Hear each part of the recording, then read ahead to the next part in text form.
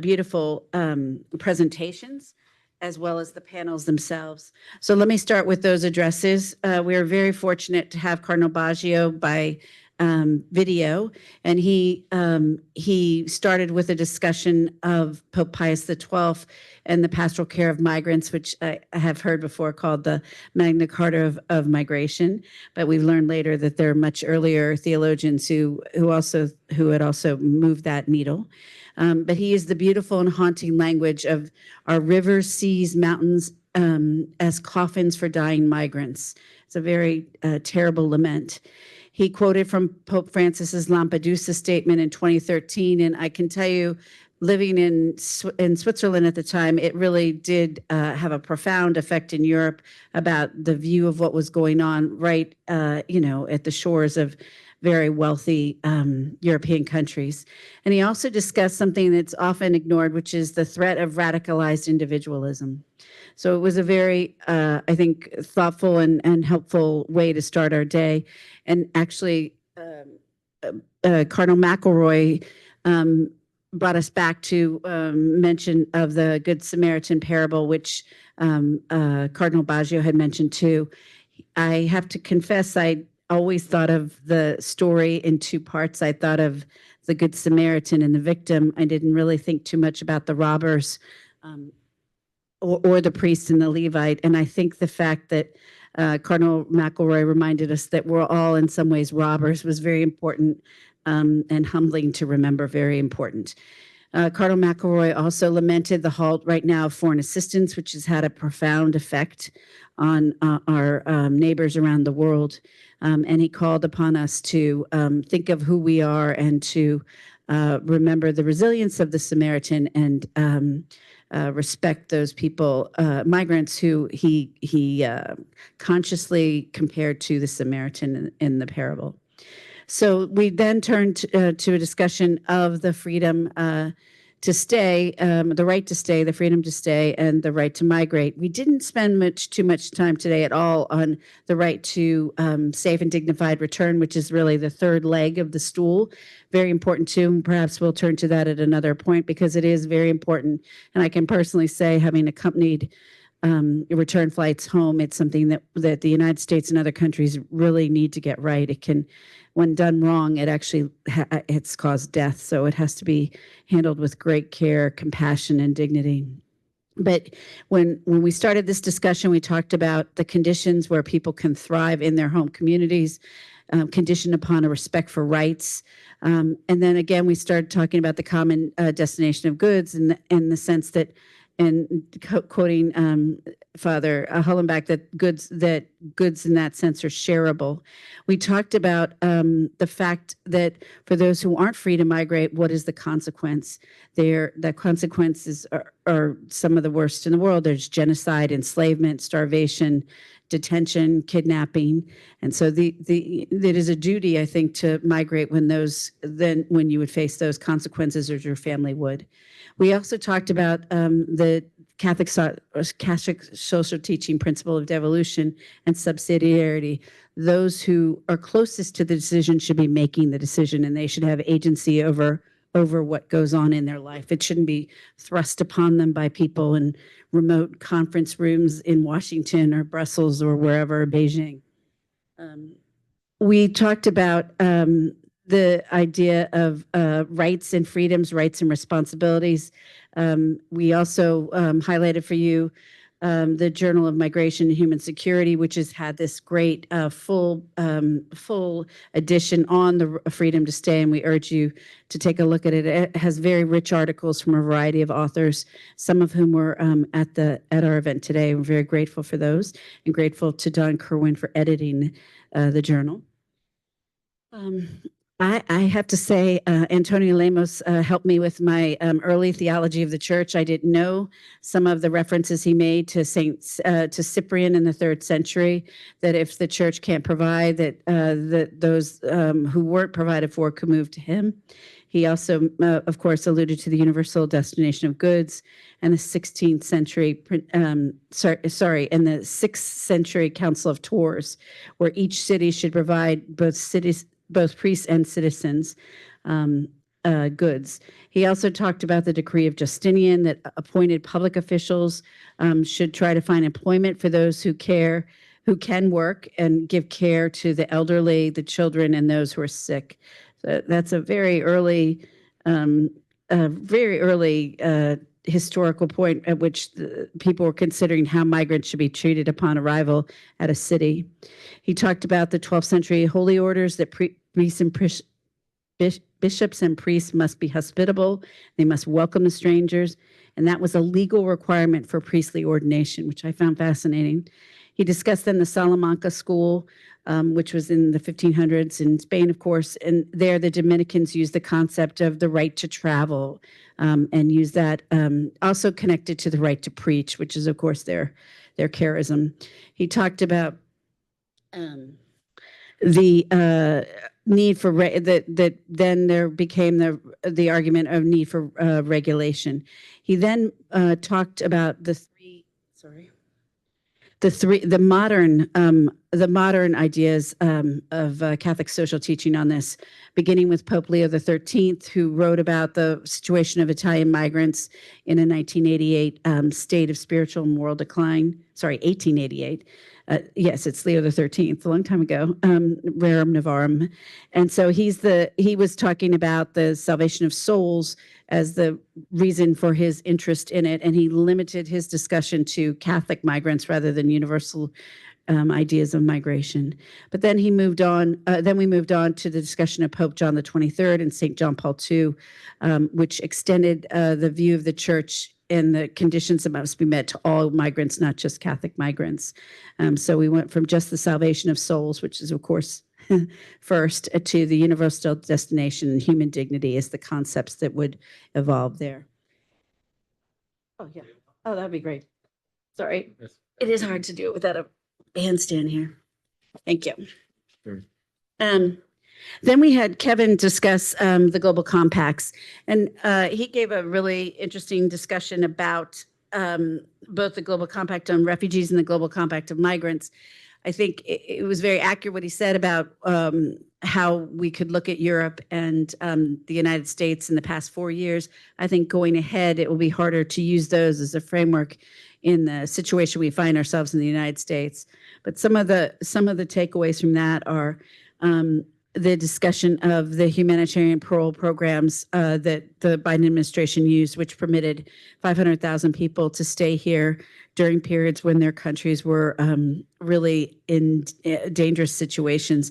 The 240,000 Ukrainians, for example, were able to get a pathway here and be able to stay and work. And those are now ending. And so we'll have to see what will result. I think one of the most obvious results of that will be an increase in the number of people applying for asylum. And of course, there's very, very lengthy backlogs in our asylum program right now. So it will not lead to a quick resolution of the immigration case. We also talked about temporary protected status, which has been enjoyed by a number of countries. It's terminating for Haitians and Venezuelans. Both countries have terrible conditions for return. So again, this will be a big challenge for nationals of those countries if they don't have any other opportunity to stay here. We talked about the externalization of borders in the European Union. It is true that, and many don't know this here in the United States, but the EU has conditioned its foreign assistance on bilateral agreements, which have a security component, and the idea is to stop people from arriving in Europe and to link the cash assistance or the development assistance to their migration priorities in Europe. And so the number of lawful pathways for migrants, particularly from Africa, has been constricting for access to European countries. We talked about the issues of the really tragic rise in deaths in the Mediterranean, and Pope Francis has lamented this, but 3,000 people have died in 2023 and 2,300 in 2024, which is tragic and very sad deaths. When Maria Prado Ramirez talked, she shared with us the linkages between Catholic social thought teachings, migration, and the fragile peace. She discussed with us the great challenges in Colombia of the right to stay being tied to peace. She talked about the 60 years of armed conflict, the 9 million victims, 80% of whom were civilians, the 2016 peace agreement being tied to a need for structural transformation in the country itself, and the profound effect of the war on the future of Colombia. She talked about the psychological and social consequences, and the fact that now there are 2 million immigrants in Venezuela, who some of whom enjoy full citizenship already, but others are in the beginning or middle parts of that process. She also talked about those in exile, which I'm sure Juan Chamorro could identify with, having been exiled from Nicaragua and being made stateless by his country unlawfully and contrary to international law. She talked about the need to that also this exile had led to the judges leaving, so prosecutions had been stopped and justice was denied because of that. And so that since 2017 in Colombia itself, there's been a very high very fragile situation with both the large numbers of arrivals, the large number of internally displaced persons, and the fact that the Truth Commission hasn't fully implemented all of its work. I mean, a terrible, startling thing to think about is it would require 17 years of silence if we were to honor each victim for a minute of the Colombian War.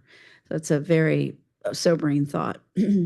Michael Petro, our colleague at JRS Lebanon, talked about the real challenges in Lebanon for migrants who are third country nationals, non-Syrians, for example, who were subject to the war and were having to make the hard decision about whether to stay, to protect and send remittances home, or whether they needed to go to flee.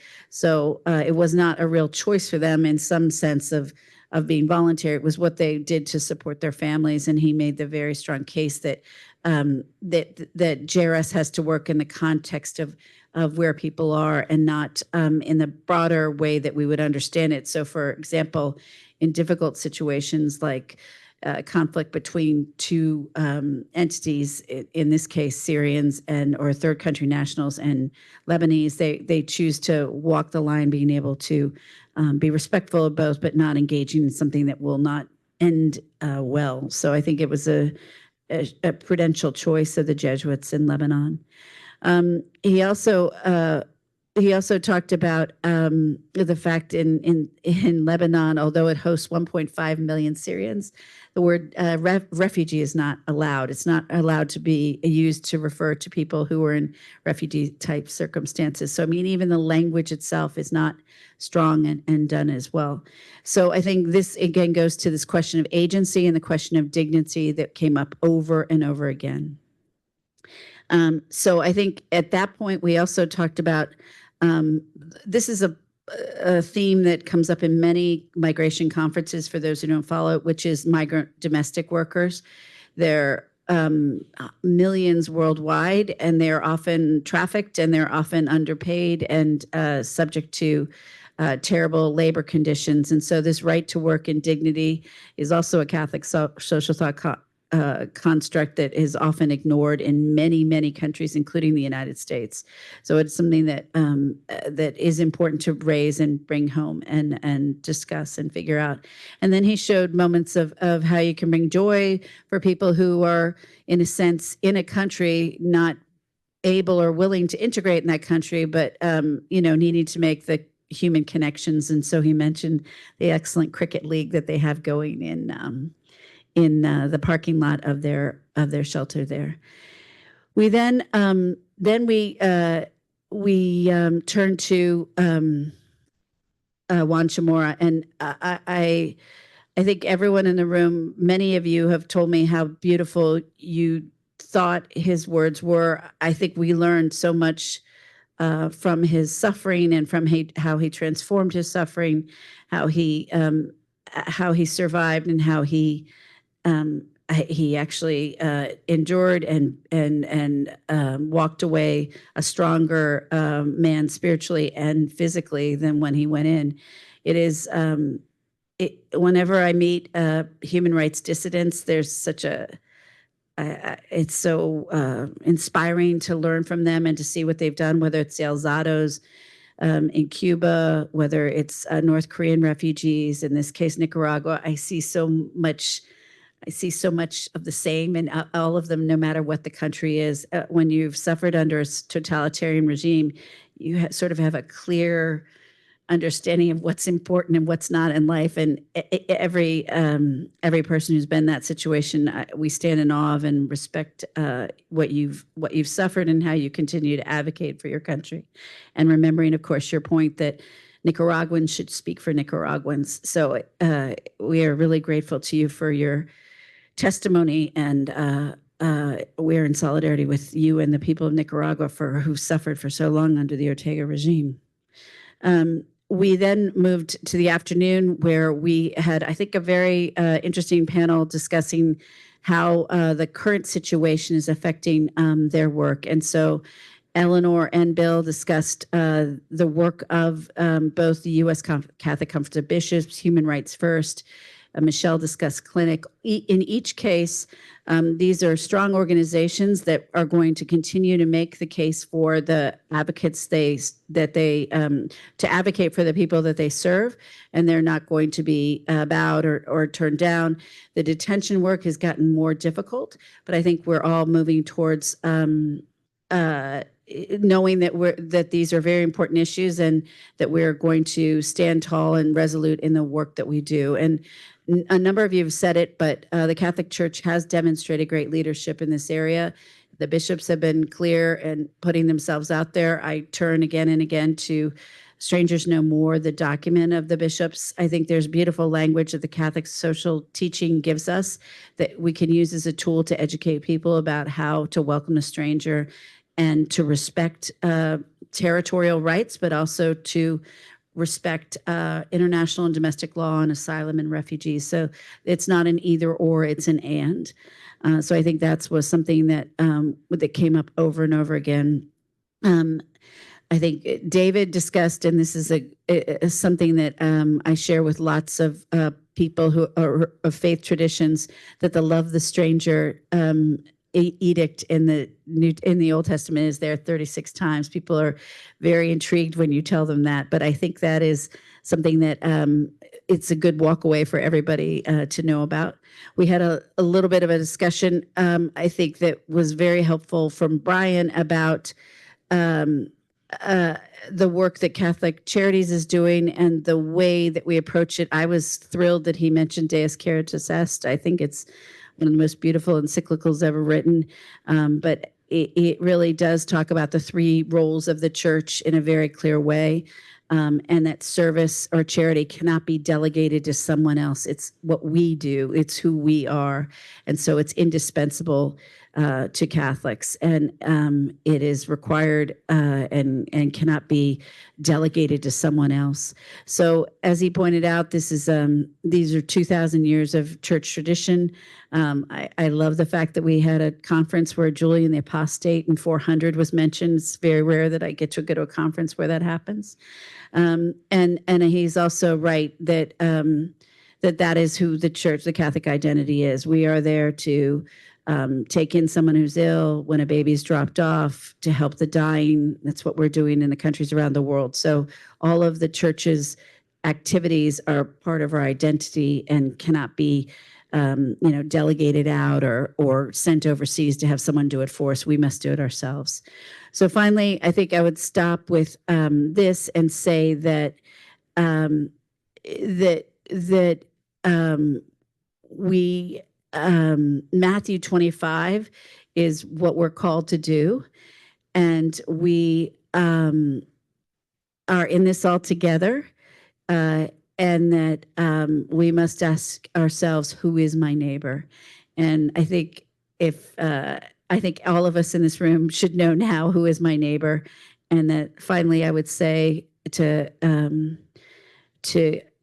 allude to Cardinal McElroy, we cannot be indifferent. We must be a people of action. So let me stop there and say thank you all so much for coming.